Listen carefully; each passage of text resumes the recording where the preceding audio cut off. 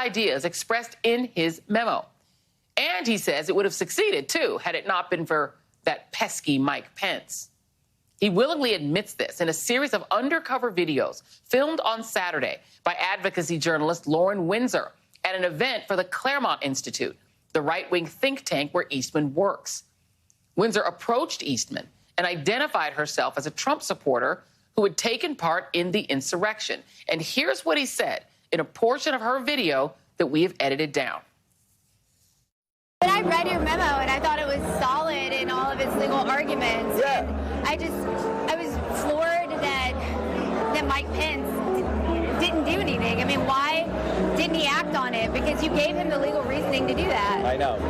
All of your legal reasoning is totally solid. Yeah, there's no question. But I mean, like, you know, just supporter to supporter, like, why do you think that Mike Pence didn't do it? Well, because Mike Pence is an establishment guy at the end of the day. In that same conversation, Eastman confirmed to Windsor and her colleague that it was indeed Trump's intention to accompany the mob to the Capitol. And the only reason he didn't was because the violence there had already begun. He also appears to speak in solidarity with the right-wing militias that led the siege, baselessly claiming that the FBI set them up. Do you think if Trump came down on the 6th, would it change things? Would it change the calculus a little bit? If he came down? Yeah, he said he was coming down. Oh, down to the Capitol? Yeah, I don't know. Because the breaking of the windows stuff had already started before his speech was over. And if he got down there, then all of that would have been blamed on him. I mean, they're still blaming it him, but they would have had more basis for it. You know? But he'd been planning on coming down, though. Yeah, I know. So, yeah. Look, the whole thing was a setup. The Oath Keepers and the Proud Boys had not just kind of wallflowers sitting on the side of the organization, but people instigating within the association FBI plans. It was a setup, and unfortunately, our guys walked into the trap. But so he would have gone down there if it hadn't been for the violence. Yeah. Our guys. Now, in a portion of that video just released minutes ago, Eastman attacks the state election officials who upheld the integrity of the vote in 2020.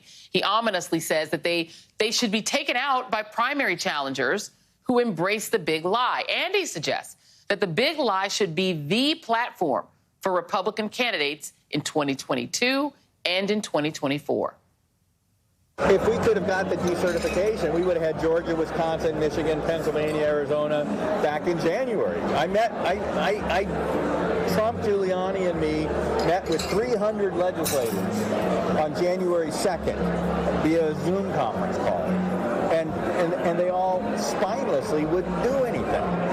Right? Even though we'd given them all the evidence, they wouldn't do it. So, look, I very much wish it were otherwise.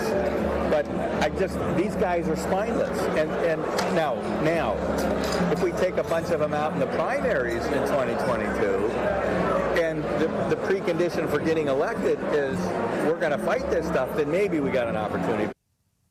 Joining me now is Lauren Windsor, executive producer of The Undercurrent and Project Veritas Exposed. Thank you so much for being here, Lauren.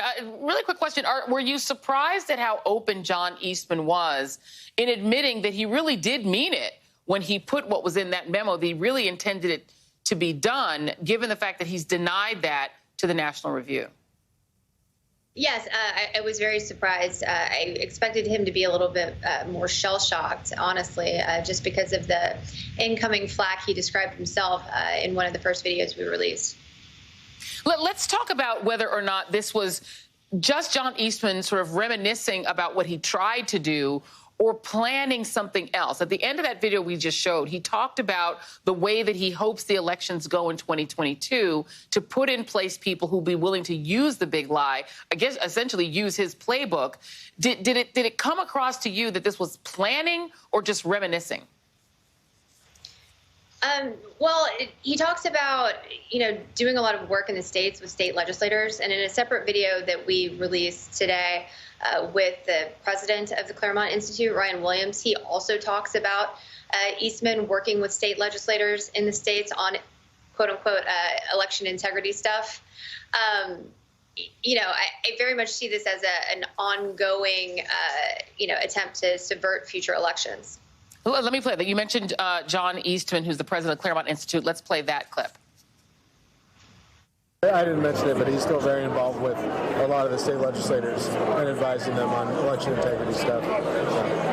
This is the fight, though. I mean, what happens in 2024 when, they steal the election again? No, a lot of our friends say at FedSoc or wherever else, they say, guys, we just need to move on, look forward. And John's point has always been, look, unless we get right what happened in 2020, there's no moving on. They're just going to steal every subsequent election.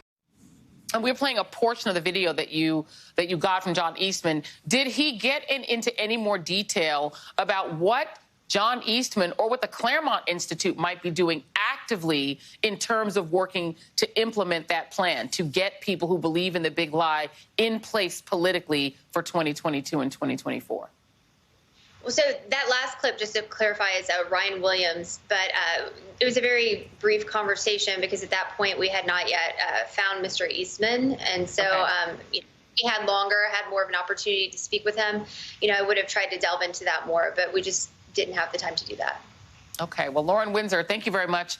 Very interesting finds there talking to these two men. Thank you very much. Really appreciate it. With me now is Congressman Adam Schiff of California. He serves on the House Select Committee investigating the January 6th attack.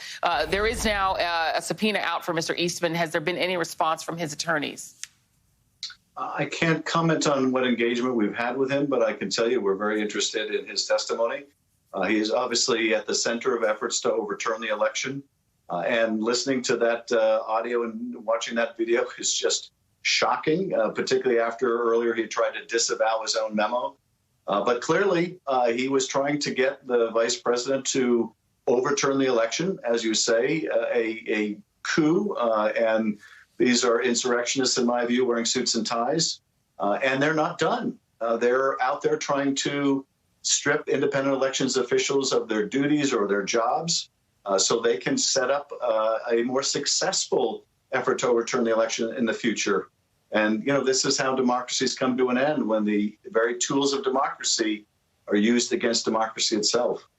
Now, what do you make of the fact that you have the Claremont Institute sort of putting kind of the sort of faux intellectual backing behind the big lie? Somebody like John Eastman, who, as you said, tried to disavow this memo, but now seems very much committed to the plan that was laid out in it. He's got this institute that is equally committed to it, and they happen to also be doing things like using fake outrage over supposed critical race theory, which isn't critical race theory, and ginning up real racial discord among, to be blunt, white Americans in order to make this all happen. It starts to feel like it's all of a piece. I wonder if it does to you.